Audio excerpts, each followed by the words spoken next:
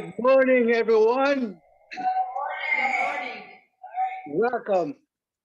Thank you for joining us in this spirit of perfect harmony. We are the Center for Spiritual Living West Georgia. We study and practice the philosophy and science of the mind we know as God. And with our spiritual presence and participation in our service here this morning, we create a higher state of consciousness, rise above any negative energy we may have experienced this past week, and manifest love. We know love is synonymous to God, the most powerful yet most gentle force in the universe. And I believe today we have Sherry filling our music department. We'll appreciate her singing. And last but not least, the one and only outstanding master teacher, Reverend Sandra Jackson. He should have been a carnival barker, right? He's good. That's great. He's good. Thank you, Mike. Good job. All right, so, ooh, I'm really loud. Is that supposed to be that way? Ken, am I supposed to be that loud? He can't hear me. I'm not loud. I'm not loud enough. Okay, so Sylvia,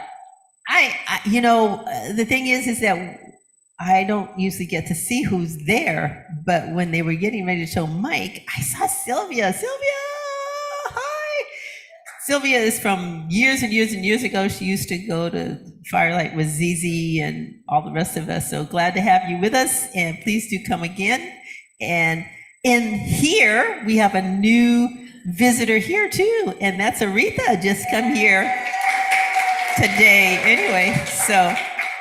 Anyway, so we have visitors today, so please, both of you visitors, come back. And if there's anybody else who's online visiting, there's a Galaxy phone. If you have just your phone on there, we don't know who you are. If you, I understand, wanting to go to church incognito. Now you can do that.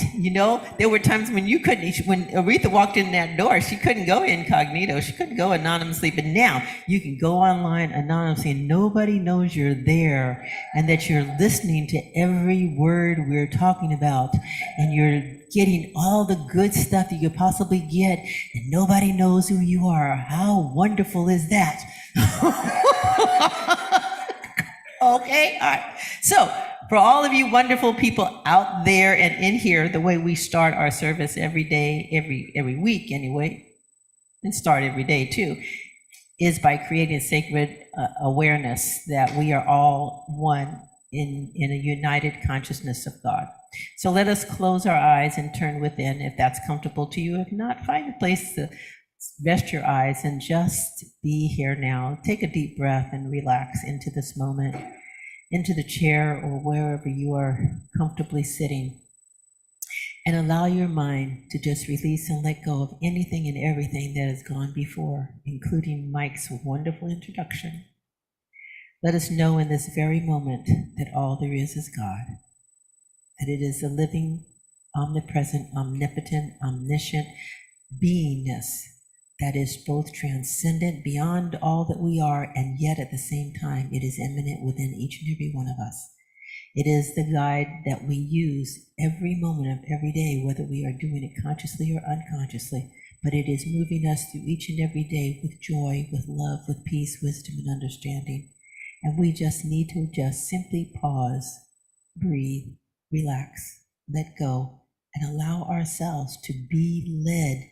For it knows where we are going, it knows where we come from, it knows who we are, it knows every intimate detail about us, even those things we've never told anyone else. And so, because it knows us so well, it knows what is best and right for us. And so, right here, right now, know that you're in the right place, at the right time, with the right people, doing the right thing, knowing the right thing there is for you to know in this very moment. And so we are blessed because we know this truth, we live this truth, we experience this truth, and it is the truth that we live every single day.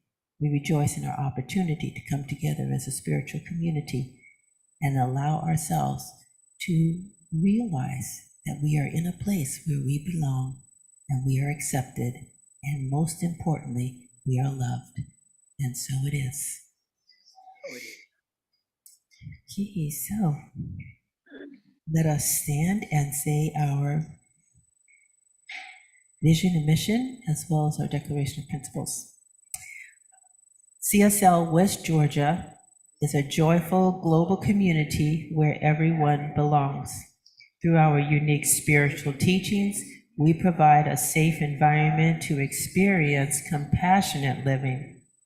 In our declaration of principles, I believe in God, the living Spirit Almighty, one indestructible, absolute, and self-existent cause. This one manifests itself in and through all creation, but is not absorbed by its creation. The manifest universe is the body of God. It is the logical and necessary outcome of the infinite self-knowingness of God. And so it is.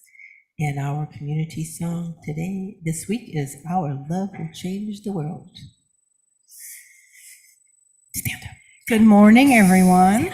So happy to be We here. can stand up. So we will be singing along with Ricky Byers today, since I don't play the piano well enough to play. Okay.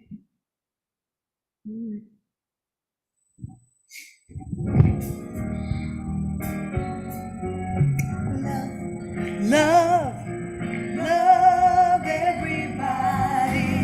Love, love, love, and it's hard to love. Love, our loving will change the world. Love everybody. Love, love, love everybody. Love, love, love when it's hard to love. Love, our loving will change the world. Share, share, share, share, share who you are and share, share, share when it's hard to share. Our sharing will change the world. Share one more time. Y'all get that one? Share. Yeah. Share, share, share who you are and share, share, share when it's hard to share. Share, our sharing will change the world. Sing, sing, sing, sing, sing all together. Sing, sing, sing when it's hard to sing. Sing, our singing will change the world. Care, for each other. Care, care, care for each other. Care, care, care for the ones who need. Care, our caring will change the world.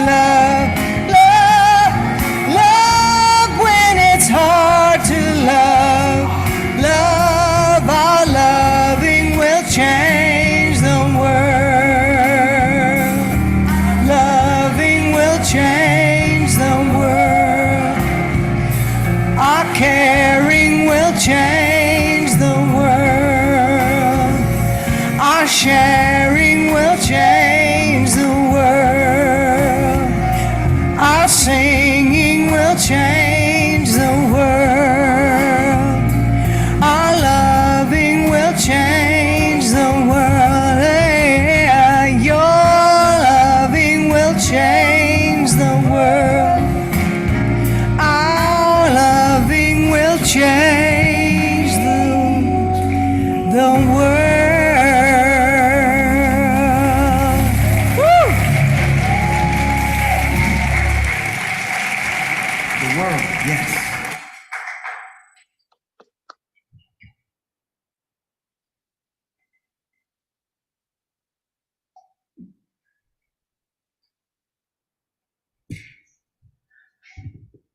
Thank you, Sherry, as always.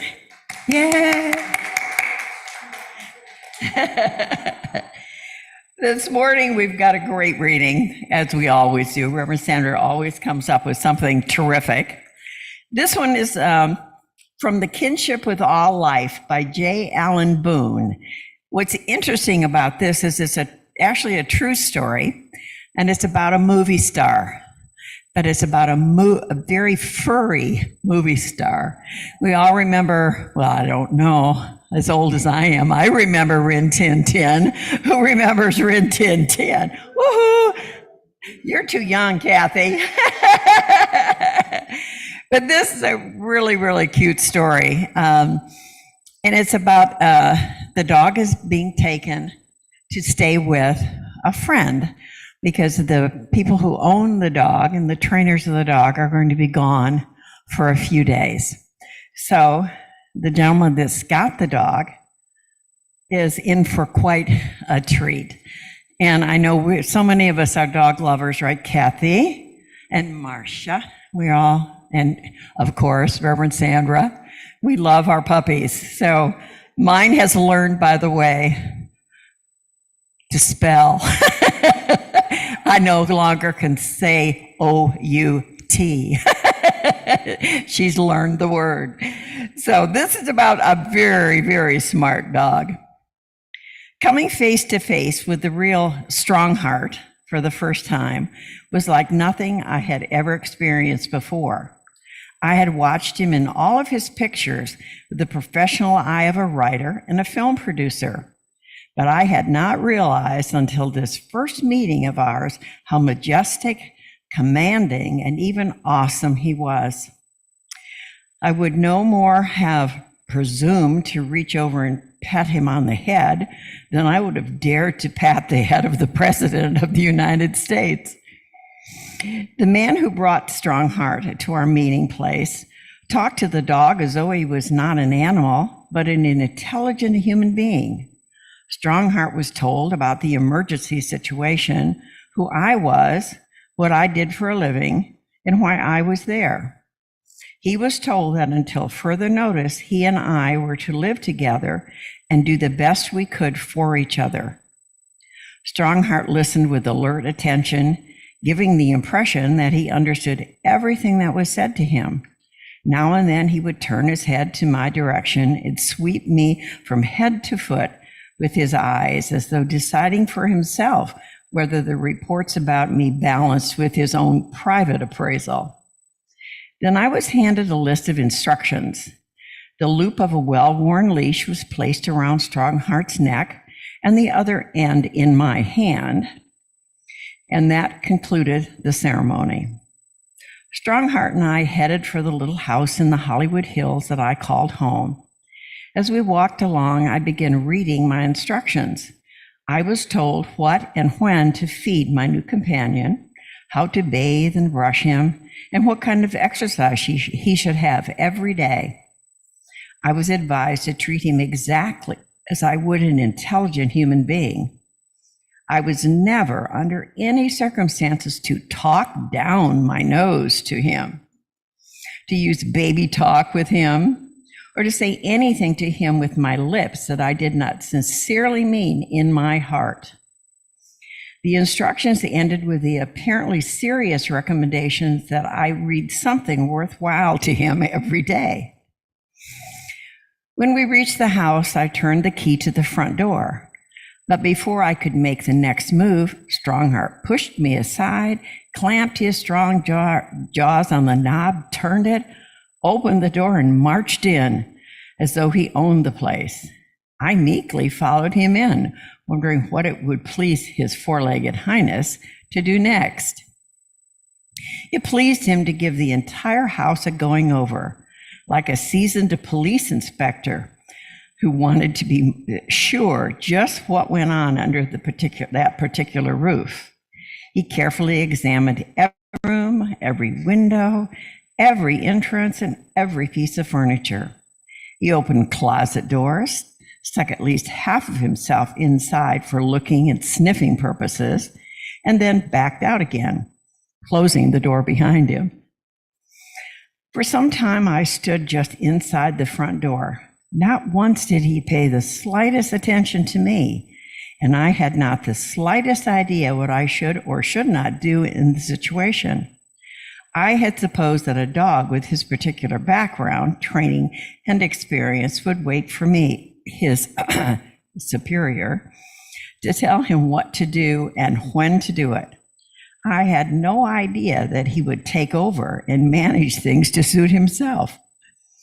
How were he and I ever going to get along together on the basis he seemed to be inaugurating?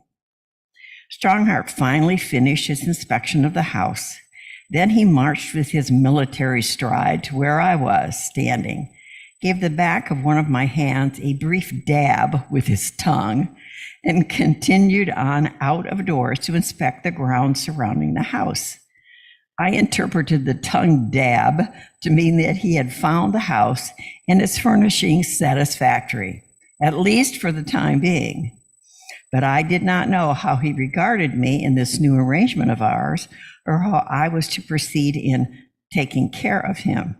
But while I did not know the answers, I intuitively felt that he probably did, and that he might somehow or other be able to get the information across to me. For the first time, I understood how dumb a human can be in the presence of an intelligent animal. Isn't that great?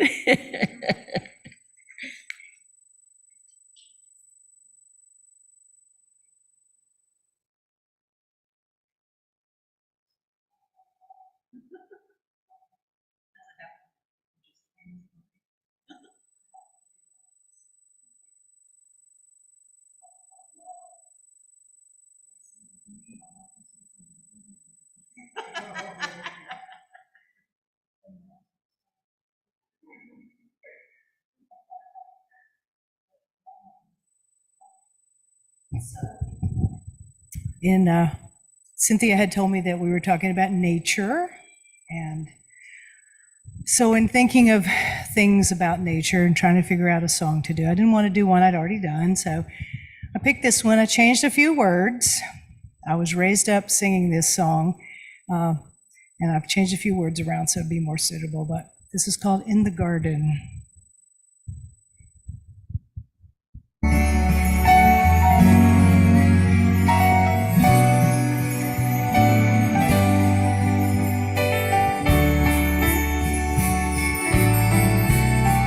I come to the garden alone while the dew is still on the roses, and the voice I hear falling on my ear, the Spirit of God discloses. Spirit walks with me, Spirit talks with me, and tells me I'm not alone, and the joy we share as we tarry there, none other has ever known.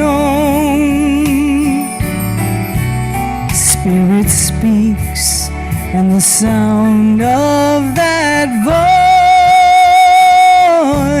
voice is so sweet. The birds hush their singing, and the melody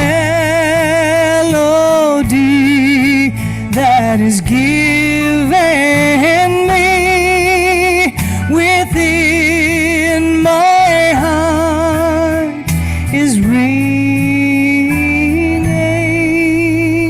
Spirit walks with me, Spirit talks with me, and tells me I'm not alone, and the joy we share as we tarry there, none other has ever known, and the joy we share as we tarry there, none other has ever known.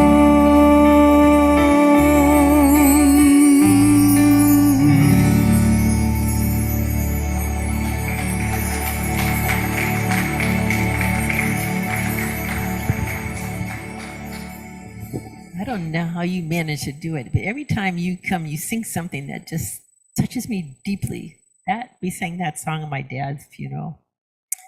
Yeah. So anyways, it's been a long time since I've heard it, and so it's really nice. I love the way you changed the words too. Just in the garden. Yeah. Well, we're all on the same page. Thank you. I am so sorry. That ding is my phone. I forgot to turn it off. It's in my purse, so just pay attention. Don't pay attention. Listen to it. I'm telling you, I getting all these stupid messages. Ding, ding, ding, ding. Well, thank you, Sandy. So that story, and I'm going to talk about, is from this book, Kinship with All Life. And you see the color of the book? Guess what? Colors of the pages are the same. I don't know if they faded or if that was the same color or what, but I have had this book, and I put the date in it because I used to put dates in it, since July of 1985. But the book is copyrighted 1954. And I looked it up because Strongheart was a military dog. He was from Germany, and they got him from Germany. They were looking, the two owners, Larry Trimble, I forgot the other woman's name. The two of them were playwrights and whatever. They did movies in Hollywood around the turn after the war, I guess. World War II, that is, after the war. Okay. There've been so many. All right, so you have to identify which ones you're talking about these days. So anyway, they were looking for a dog to be in the movies, and they found this dog in Germany. Well, the dog had been trained as a police dog and a war dog. So it had a very regimented life. It did not do what it wanted to do. It was really very difficult dog. It was very aggressive, when they got it. But Larry apparently is quite a trainer. And he worked with the dog, and it says when he came to the US, he was physically magnificent, but he also was kind of lopsided and off balance. So he was, one of the things that he, in the story, was he had this military presence about him. That's where he got it from. Okay, so I guess they couldn't train that part of him out of him. But anyway, so the book is about this dog and how this dog trained J. Allen Boone to realize that animals had the ability to communicate. And also, as he dealt with Strongheart, and then he started branching out into other animals and places and questions that he had, about animals. Like, for instance, when he was a child, he keep in mind this book was 1954. Okay, so what does that mean? Indians were called Indians, not Native Americans, and so the language is of that time.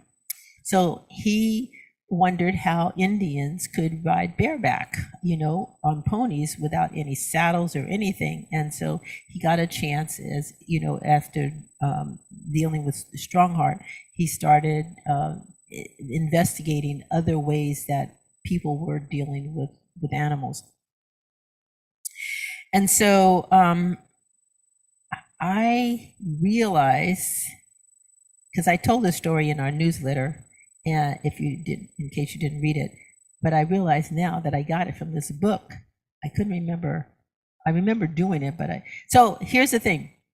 I lived in a house in California, and ants would get in the house every now and then. Ants, little, and the thing is that they would come in the house because they're sweets, or they just come in and out of the rain, because ants will come in out of the rain. Okay, so anyway, they would come in around the patio door. I'd see them in the bedroom or somewhere. Anyway, after I read this book, I was like, try this stuff out. So I sat down with a bunch of ants crawling by the door, and I looked at them and I said, look, this is my house. I don't want you in here. I love you very much. I'm sure that you have your purpose, but it's not to be in my house. You don't belong here, and you need to leave. Now, what you need to know is I have some ant killer here, and either you will go away or I will kill you. You're going one way or the other. Okay? So you can either leave on your own, or I will kill you, and then you'll be gone too. All right? So I just had this kind of conversation with them. The ants left. They were gone overnight. I don't remember how long it took, but they were gone. And here's the thing. I've never, ever had a problem with ants again. When I moved to Georgia, there were a few of them here and there because we were in new housing, and the workmen, they leave stuff all over. And so I looked at the ants and said, no, they weren't in my house in California. You can't be here either. Same thing goes. I will either kill you or you will walk away on your own. And they left. I've been in that place almost 20 years, and I have never seen another ant. And one of the things he says here is that he had this, well, I'll read you the story. He says he got rid of the ants in his house. He said, because they came in his house and they were eating his food. All right. And this was in the days when you still had ice boxes, and he had forgotten to buy the ice. And so the thing wasn't cold. And so ants came in and ate up his food, right? So he says to them, listen, ants, we seem to be living in a topsy-turvy world. At the moment, I am not entirely sure whether you or I really belong in this house. But one point I am very clear. Your wants have ruined a perfectly good dinner for me.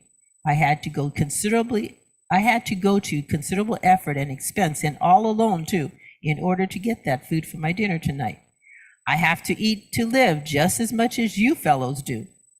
Then without any kind of may we, you come sneaking in here and take my dinner away from me. That is neither right nor fair from any angle of approach, especially in these difficult days when we all ought to be trying to help one another. So he said, I paused for observation purposes. The broadcast did not seem to be having the least effect on them. More ants were coming in under the back door. More were appearing on the walls and ceilings, and more appeared to be working on the food. It was discouraging. Nevertheless, I kept on. You ants may not be aware of it, I said, but I am in a position to wipe out most of you out of existence within the next few minutes with this poison and this broom. But that doesn't seem to be the right answer. We humans have been killing one another off in matters of this kind for centuries, and we are worse off today than we were when it started. Now this is right after World War II. Then, remembering how every living thing likes to be appreciated, I began sending all the complimentary things I could think of in their direction. I told them how much I admired their keen intelligence, their zest for living, their complete dedication to whatever that they happened to be doing at the moment, their harmonious action in a common purpose, their ability to work together without misunderstandings or the need to be constantly told what to do. Can you imagine ants? You know, I mean, think about that. Ants, all of this good stuff about ants, okay? Did you ever think about it that way? Probably not. So he said, I paused to take another look through the magnifying glass, and the situation seemed to be worse than ever. I decided to bring the broadcast to a close. Well, that's all I have to say to you ants, I said. I have honestly done my best in this situation. The rest is up to you fellows. I am speaking to you as a gentleman to a gentleman. So he said he went into the living room and sat down in a chair, and he said, I felt really dejected. So I began to wonder if I were not mentally unhinged. Things did not seem to be moving in that direction. I suddenly remembered that an old friend who happens to be an authority on mental disorders had told me a few weeks before that the line between sanity and insanity is often difficult to establish, and many of us cross it daily in the things we think and say and do. Had I crossed that line in my broadcast to the ants? Was it sane to try and set up a gentleman's agreement with them? I took my confusion to a comedy theater and tried to forget the entire experience. So he returned shortly after midnight, and he went out to the back porch to see what was happening. There was not an ant in sight. Not one. The icebox door was still wide open with the inviting food inside, and there was some food on a nearby table, but not an ant in sight. I went over practically every inch of floor, wall, and ceiling, space in the house with a flashlight, but not an ant could I find. Those little fellows had actually kept their part of the gentleman's agreement. He said that happened several years before, and he hadn't seen an ant anywhere in his travels since then. So here's the thing. How does that happen?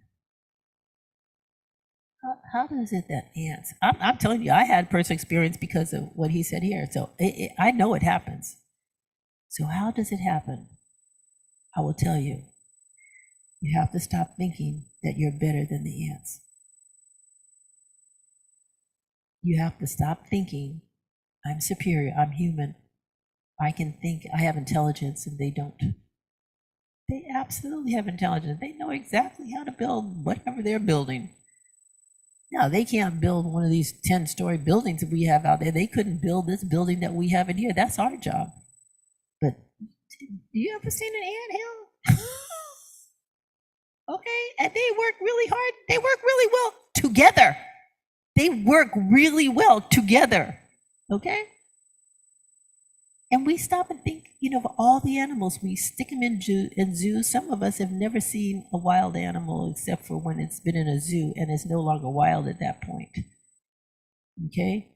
We cage them up and we don't think, how did they feel being caged up like that? Can you imagine a tiger walking around? Shoot, I was walking around in the wild. I was having a good time. Somebody came along and snatched me up, put me in this cage. Now I only have this little space. What am I going to do here? How can I live my life? Think about that. We don't think that they think like that, do we? So he tells a story. I got lots of story from this, so it's just a matter of which one you're going to hear today.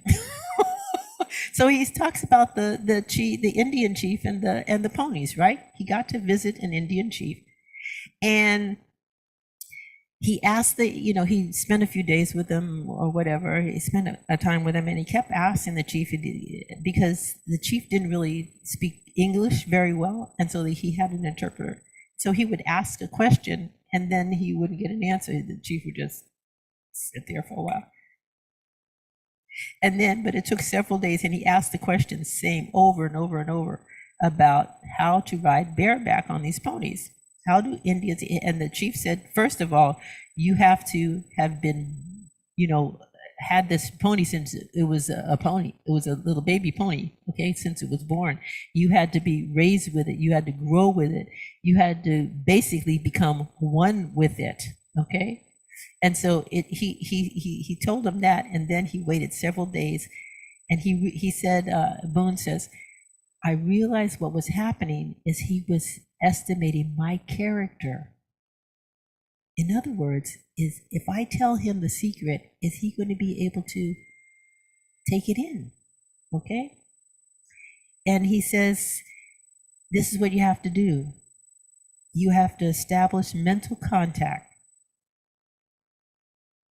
Mental contact, mental, what we teach in Science of Mind, mental. He says you have to be about embracing all creation in a comprehensive kinship in which all things were important and all things needed in the divine plan and purpose. Heard that somewhere?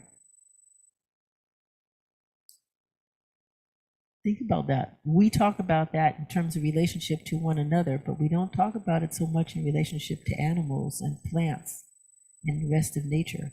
We don't think in terms of the earth being alive and pulsating and vibrating, but it is. It's all energy, and they've got all these scientific things to show that it's all energy. And energy does what? It vibrates, it pulsates, it is alive, it's not dead, it's not stupid, it's intelligent, and it has an intelligence that's different from ours, but at the same time it's intelligence. And these dogs and these animals, these horses, they all know, and you can communicate with them mentally, just like with the ants.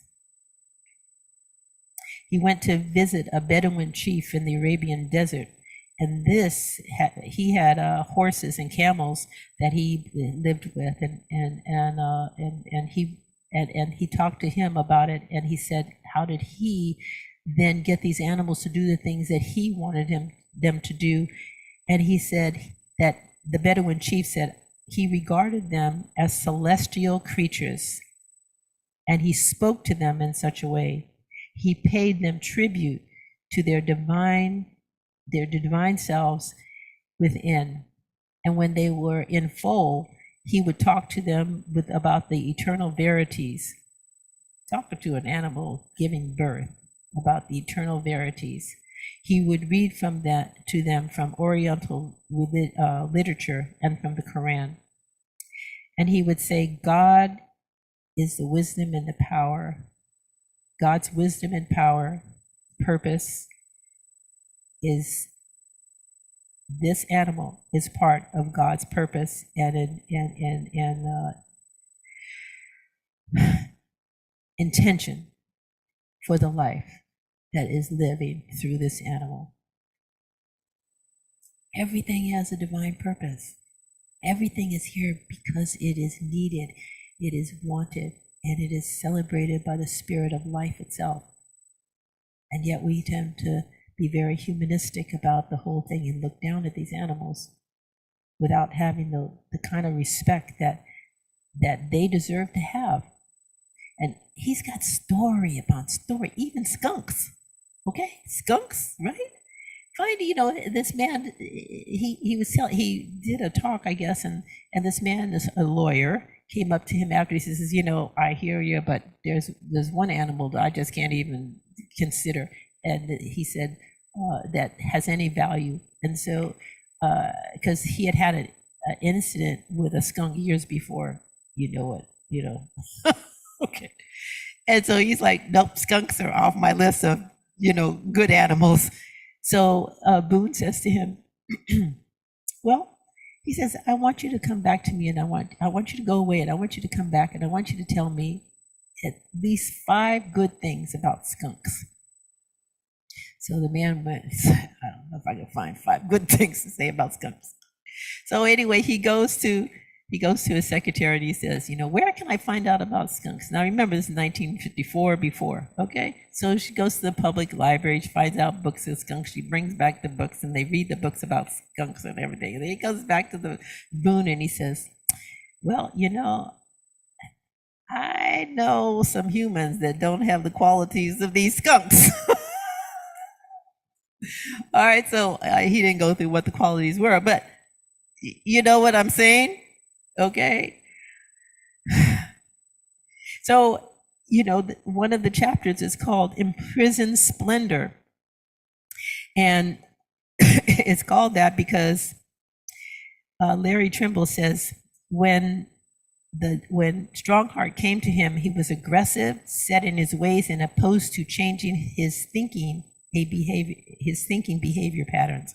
His thinking, the dog's thinking, okay? His attitude toward Larry was that he was superior and he disliked Larry and he was indifferent, he was annoying, he was consciously suspicious and watchful to see when Larry, whom he regarded as an enemy in disguise, would start to anticipate trouble. All right, so that is people too. You think about children who have been neglected, or children who have not been well cared for, or children who've been abused, and even us adults, that have been abused and not cared for. What happens? We start building this exterior piece around us and, bounding up our hearts and saying, I'm not getting myself into that anymore. I see that coming. I'm staying away from that. And he's saying the dog did the same thing. Well, the dog was trained to be in war. Stop and think. So who's in war? Enemies are in war. So everybody is an enemy. And the dog's got to find out, that this man is not the enemy. So how did the transformation take place? Get this. Larry Trimble, his owner, discovered within the dog was an imprisoned wealth of magnificent character qualities. And those talents and graces were buried beneath the dog's tough physical exterior and did not need to be developed, but liberated. Oh my God. It's like that. That's what that chapter was called, Imprisoned Splendor. That's people. I mean, all of us have an imprisoned splendor. There's something in all of us that needs to be liberated, that needs to be freed from the prison that we have created around ourselves that says, don't touch me because I don't want to get hurt again. I don't want to be defiled again. I don't want to be abused again. I don't want this to happen to me anymore. And what we're doing is we're busy protecting ourselves, and that the dog was doing the same thing. Think about that. And yet, here we are thinking we're better than those dogs. We're bigger than them.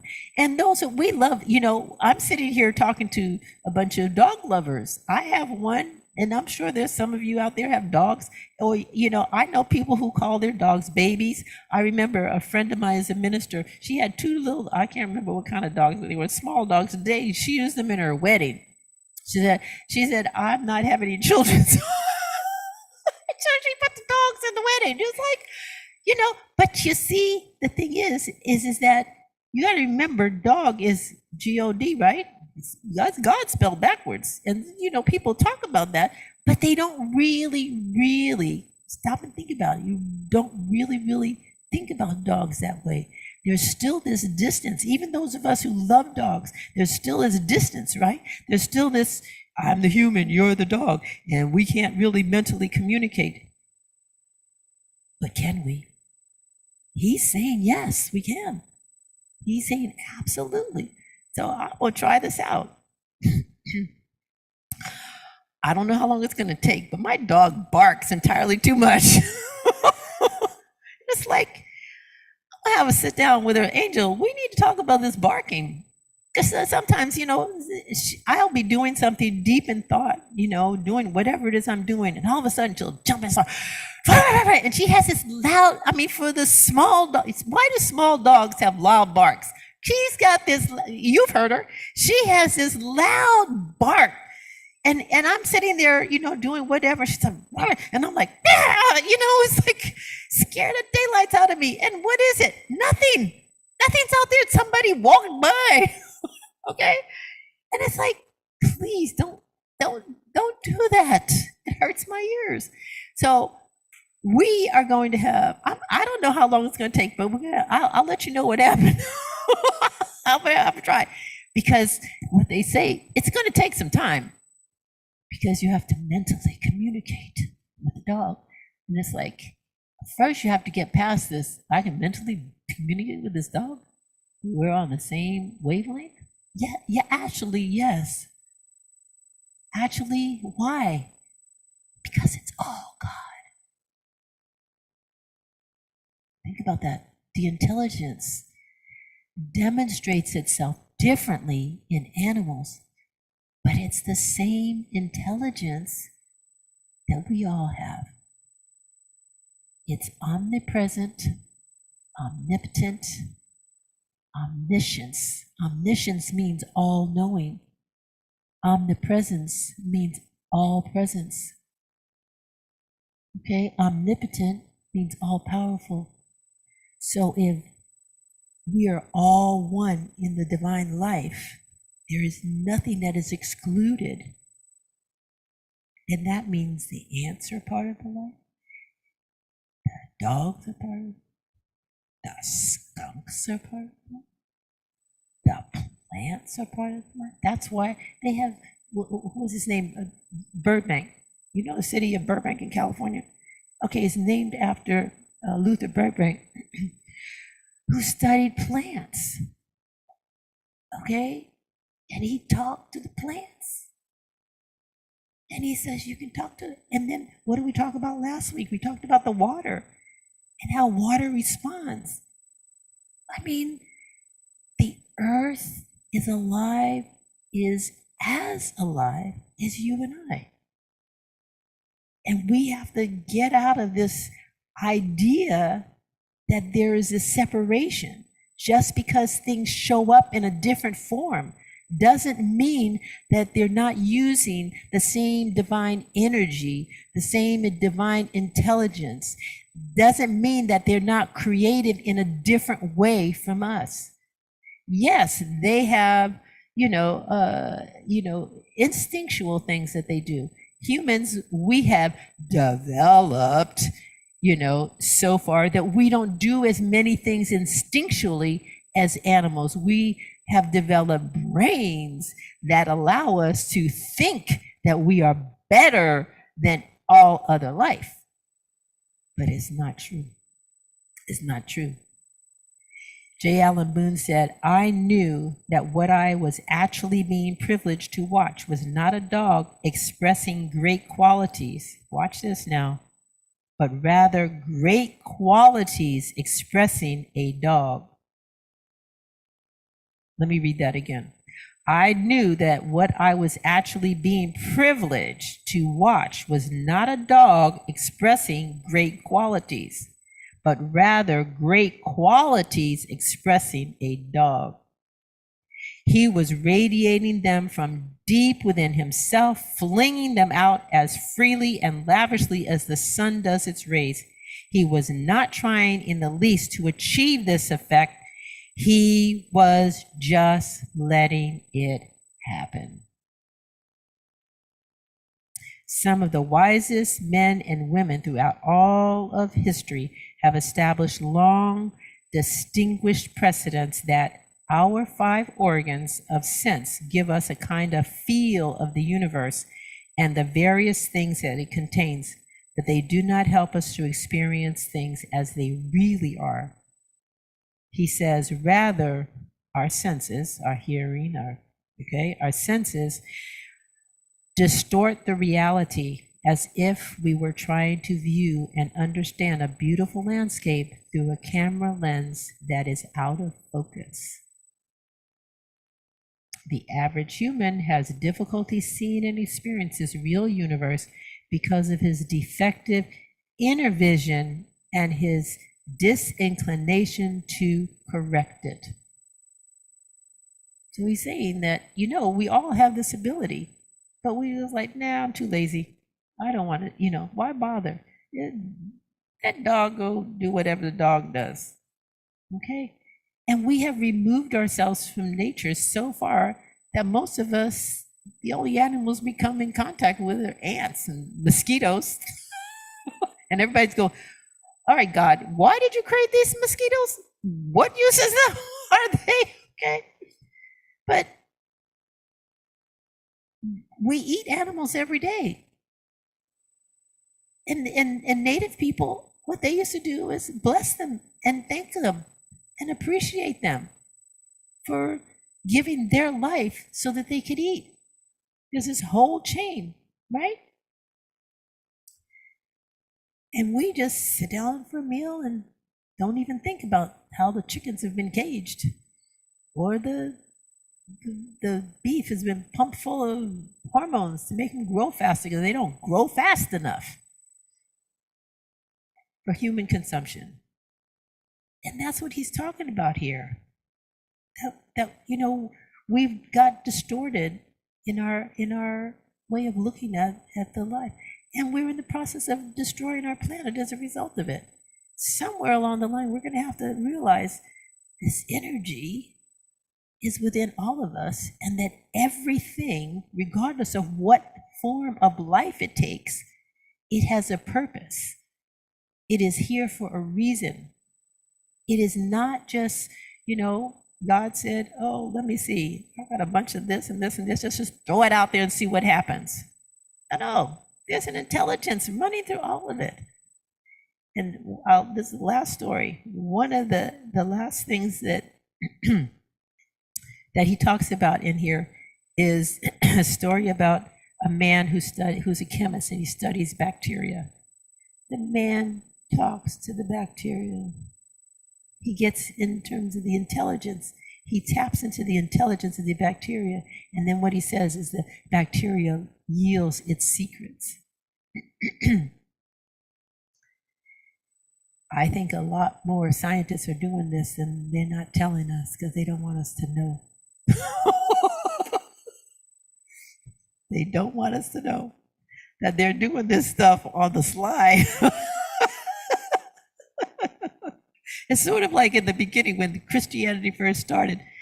They didn't, they use the excuse that, oh, people are illiterate, so we don't need to tell them everything. So they, have all these mystics that go around and they only tell to certain people because the rest of us are too dumb to understand it. No. We're all a part of this life, okay? And so we all get to realize that the intelligence is in all of life. So now I dare you to look at anything today and see something different that's not truly alive. So John Walker wrote a book called God in the 21st Century. I'm reading that. And you know what he's talking about? He's talking about all the atoms and everything and the energy. And the chair you're sitting in is made of energy. You're made of energy. So he's talking about how there's a level of aliveness even in that chair. That inanimate chair that you move around, that you sit on without thinking, the floor that you walk on, the earth that you live in. All of it is alive. Think about it. You will never sit in another chair again without realizing, am I disturbing some molecules there? Okay. Let's just pause there and recognize. Marsha, ready? Okay. So that's our title for today. And so the guy that did the bacteria, his father gave him 4 things to think about. And those were the 4 essentials for worthwhile living. This is how he lived his life. So the first one is respect all life. I'm giving these to you because I think they're good for us. Respect all life, not some life, not the life you like, not the things you're most comfortable with, all life, okay? Two, be understanding and tolerant. That's kind of hard sometimes because, even animals get in, ants, spiders. How many people don't like spiders, snakes, okay? All those things that you don't like. It's hard to be tolerant with them, right? But he's saying you respect all life, then you have to be understanding and tolerant, okay? Then number 3, never forget that every living thing has a particular and needed job to do in the universal plan and purpose. Think about that. That absolutely nothing is here without God wanting it to be here. That all of it has a purpose. Even the mosquitoes, they have a purpose whether you know what that purpose is or not. You just respecting all life, you respect that, yes, indeed, it has a purpose. And then lend a helping hand whenever possible. So remember, he was a chemist, so he helped the bacteria out whenever he could help, and we can do that with one another. Okay. Zizi just told me this morning that her brother's wife's niece, her sister-in-law's niece, died in a hiking accident. She fell off a cliff and she died. And we were talking about it as I was coming in this morning, and there's going to be a lot of grief around that. And here's the thing. Just because someone is not here does not mean you cannot still communicate with them, because it's all life. Just because it's changed form doesn't mean it's gone. But here's the thing. There are those of us who are left, and maybe some others of you are grieving as well for certain things, or somebody who is. This is where you can lend a hand, just by sitting with them. If they're in the hospital, or they're homesick, or they're grieving, just being there. Because what happens is people start thinking about themselves. Because when you say, I don't know what to say, listen to it. I don't know what to say. There's no you in there. The other person is not there. You're thinking about yourself and what you can tolerate, what's good for you. But they're the ones who are grieving. They're the ones who are sick. They're the ones who are having problems. They're the ones who do not need to be isolated. But what happens is we isolate people because we get tired of their grieving. Okay? And why are we tired of their grieving? Because we are focused on ourselves and not knowing what to do. And that's what this is all about. It's about the animals, but we are animals. Think about that. We are considered animals. We're Homo sapiens, but we are still part of the animal kingdom of life. We are still part of the purpose, and we all have a divine purpose for being here, regardless of who we are, where we are, what our conditions are. We all belong here. And so we can lend a helping hand. Just sometimes the helping hand is close your mouth and just sit there. Just be present. That's all you have to do. Okay, let's keep that in mind. And sometimes if you just sit there quietly long enough, the person will start crying, or they'll start talking, or they'll start shaking, or just being emotional in some way. Allow them their emotion. I know it's hard, but that's what this said, right? That our senses, we get involved with our senses and go like, no, I can't deal with that. I can't deal with that crying and stuff, so I'm not going over there. Well, it's still about you. It's not about them. Okay? So be present with people. And then our affirmation. The next one. Do I have that one? Do you have that one? Let's see. Oh, that one. Wait, well, hold on. So that, I forgot I did that. A Native American Indian chief walked the earth, establishing mental contact and embracing all creation, a comprehensive kinship in which all things were important and all things needed in the divine plan and purpose. I read that to you earlier. That's the quote I love. I thought that was great. Okay. All right. And the affirmation for this week is in your program. I embrace all of life, including the fuzzy, the furry, and the tiny. The ants, the spiders. I tell spiders to get away too because I'm not interested in them building webs all over my house. Jeez, boy.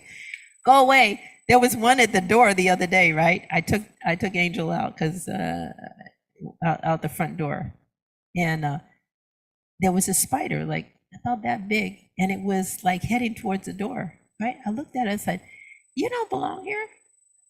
You belong outside. You there's plenty of room for you outside. Just no, you need to go that way." And I told him which way to go. And so when I came back after she did her business, a few minutes later, I come back and it was headed in the direction I had told it to go. And, I went out a little while later, it was gone. I don't know where it's gone, but it wasn't in front of my house. So, they will respond to you. Try it next time when you have stuff in your house and you don't want it, don't do anything about it. Just talk to it and see what happens, and then come back and tell me what you did. I'd love to hear your stories because I got stories. I've just told you another one about the spider. Okay? It's like, no, I don't want you spiders in my house. And I don't use bug stuff anymore. I don't have to. I see the bugs and it's like, you don't belong here. You belong outside. And if you don't get your behind out of here pretty soon, I'm going to step on you and you will be gone. The only ones I still have trouble with are flies. I'm working on that. God, I'm working on the flies. Okay, I'll tell you, I'm working on the flies. But other than that, it's like, get out of my house. I don't want you in here. You belong outside anyway. But we are also tearing down their habitats. In my neighborhood, they have gotten rid of a whole lot of trees. And those squirrels live in the trees. They come living in my house. I don't want you in my house. Get out of my house. Okay, go live in. I have a tree right next to me. Go live in that tree. All right, so they did. Now, I forgot I could do the same thing with the rabbits because the rabbits are also eating stuff. But I love having them around. I love having the little, aren't you cute little rabbits? Aren't you cute little chipmunks and everything? I got little chipmunks. I got rabbits. What else we got in there? Spiders. We got all kinds of little things. They live outside. It's like, I don't want you living in my house. We can all get along, okay? Because you belong outside. You have a purpose for being outside. You don't have a purpose being in my house. Do you see the difference? Okay? It's like, this is my house. You rabbits live in a hole. Go live in your hole, not in my roof. Okay? You squirrels, you don't belong in my roof. You belong in the hole. Go live. So I don't have any problem with that. We all have different habitats, and I'm not about killing them. They get to live. Okay? No, I got to change the plants though, because they eat my plants up too. So it's like, plant some stuff they like and let them eat that.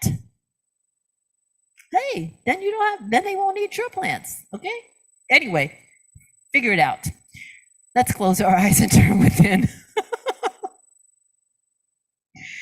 And let's just start by affirming with that today and every day, I embrace all of life. All of life.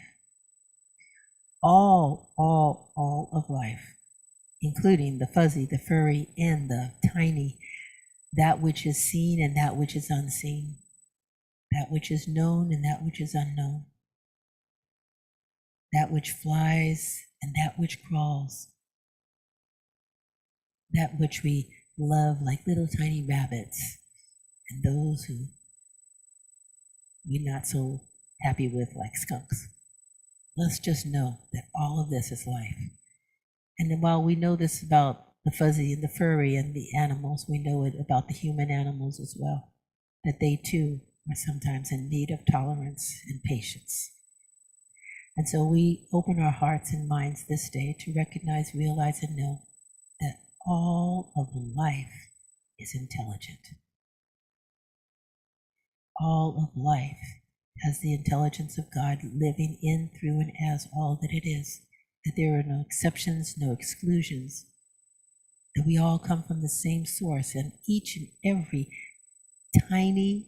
the tiniest of atoms and amoebas and bacteria and all that, all of it has as much a purpose in this life as we who are human and walk this earth, stepping on smaller things. I'm knowing that there is a knowingness within each one of us that allows us to connect in this way, that allows us, when we open our eyes, we see something that we had not seen before, that there is some place within us where our hearts are open, our minds are clear, and we are allowed in our own mind to connect with that which we had not connected with before. And so it is with so much gratitude that we are recognizing this day, that we are making these changes, these shifts, these transformations in our own minds, so that the life that we live is more full, more gracious, and more sacred than we had ever experienced before. I release this word now, knowing that the spirit of life lives in, through, and as each one of us, and it is manifesting itself perfectly in each one of our lives. And so it is. We have a song by Sherry Hamley.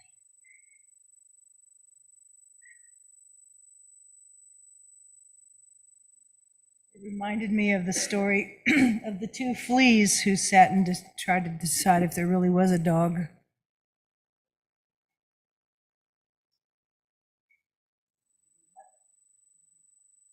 Two fleas trying to decide if there really is a dog.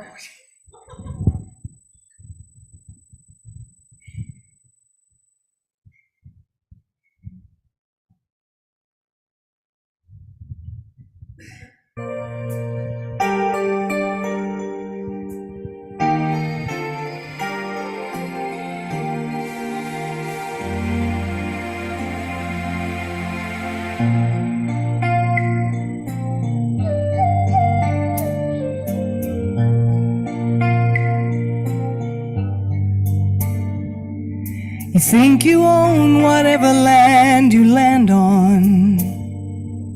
The earth is just a dead thing you can claim. But I know every rock and tree and creature has a life, has a spirit, has a name. You think the only people that are people are the people who look and think like you. But if you walk the footsteps of a stranger, you'll learn things you never knew, you never knew. Have you ever heard the wolf cry to the blue corn moon, or ask the grinning bobcat why he grins? Can you sing with all the voices of the mountains? Can you paint with all the colors of the wind? Can you paint with all the colors of the wind? Come run the hidden pine trails of the forest. Come taste the sun-sweet berries of the earth. Come roll in all the riches all around us, and for once never wonder what they're worth. The rainstorm and the river are my brothers. The heron and the otter are my friends, and we connected to each other in a circle and a hoop that never ends. Have you ever heard the wolf cry to the blue corn moon, or let the eagle tell you where he's been? Can you sing with all the voices of the mountains? Can you paint with all the colors of the wind? Can you paint with all the colors of the wind? How high does a sycamore grow? If you cut it down, you'll never know. And you'll never hear the wolf cry to the blue corn moon, no matter what the color of our skin. We must sing with all the voices of the mountains. We must paint with all the colors of the wind.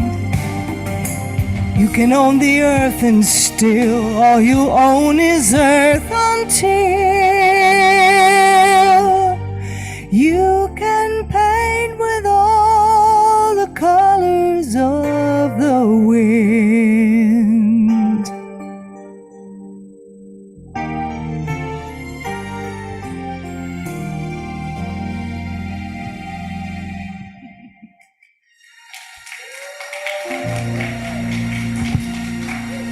Thank you. Another perfect song. It just amazes me how you guys find the right songs. Oh, that's what it is. Okay. It's that one intelligence. Okay. So there's that's another story. That's okay. All right. When, you know, when stories start coming, they just like, boo. Okay. All right. So in our program is our conscious giving affirmation. If you join me, and it's also up there. Freely I give with a feeling of abundance, knowing that my gift blesses others and myself as well. And that's okay. We're good. We're good. And so I'll tell you, what was the story I was thinking? It was something I was thinking and now I forgot. Because see, I said, and then I said I wasn't going to say it, and now I forgot it. That's what happens, right? And I want you to know it has nothing to do with aging. You know how people say, you know, it's brain freeze, you know, or it's too many things going on at once in your mind, you know, and people attribute that to age. It's not age. It happens to 20-year-olds too. I've seen it. I've done it. Okay. All right. And our Thanksgiving affirmation: I am grateful for the divine givingness circulating abundantly through my life, our community, and our world. Okay, so once again, I want to welcome Aretha here and Sylvia out there. Thank you so much for joining us today. I certainly hope you'll come again. We meet every Sunday at 11:10, and we are partly online and partly in-house, and we're working to grow our community. And also, we are having a yard sale. Where's the flyer? It's right here. I just had it. No, it was, okay. Oh, look at that. See, Marsha does stuff and surprises me. But see, I can't see behind me, okay? So somebody has to tell me. You know, when I taught school, kids used to think I had eyes in the back of my head, right? Not really. I just always knew what they were doing because that intelligence that teachers have is through all the kids and they don't know it. All right, so our yard sale is going to be clothing, housewares, concessions, and more. We're having hot dogs we're going to be selling, you know, for $1 or whatever, and sodas, water, you know, we're going to have that so people can stop by even if they don't, if they just want to come and look. But what we want is for you to bring your gently used things, some people have mentioned that they had some new things that they had not opened and still in the box that they wanted to bring. So if you have that, you can. And somebody has a bunch of wine that they're bringing unopened. So there'll be some wine that you can buy too. And so the thing is we don't want you to bring stuff to the church, because if you look around, this is it. We don't have storage space. So we want you to bring it on Friday, September 9th. And as the date gets closer, we'll give you some times which to bring. And I'll keep up in the newsletter, because the newsletter keeps current information in there. Okay, Aretha, if you sign, it's okay to give your, we don't give anybody an email that does not ask for it. So be sure to give us your email address. And so that's going to be on September 10th, and it is coming along very quickly. Realize this is the third week of August. Next week is the last Sunday of August. And guess what is happening next Sunday? Sandy's birthday. Yay! So I'm saying that now because she will not be here next Sunday, because her daughter is taking her on a vacation for her birthday. So we want to say happy birthday to you today. And everybody be sure and give her a happy birthday hug, since she won't be able to do it on that day. And I was just sharing with her, my mother's birthday is the same day as hers. So I think about Sandy and my mother at the same time. So, and my mother was a wonderful person, and so are you. Okay, so I think that is all of our announcements, unless somebody else reminds me of something that I forgot to say. Marsha's going. Okay, that is our service for today. Oh, Connie has a source that has given her a bunch of free food. And so she called me, or she texted me and asked, could she bring it and give it to our church and make it available? So I said yes. And so help yourself. Look back there and see if there's anything you can use, or if you have family members, friends who could use it, feel free. I know she doesn't want to have to take it back home, right? Okay, so just take it all. All right, so such is life, that we have goodness to share. So our closing community affirmation is up there. And it is, we go forth today knowing that we are God's blessing in the world. Only good goes from us. Only good comes to us. And so it is. So we all stand and sing the peace song, when the words will be up there as well.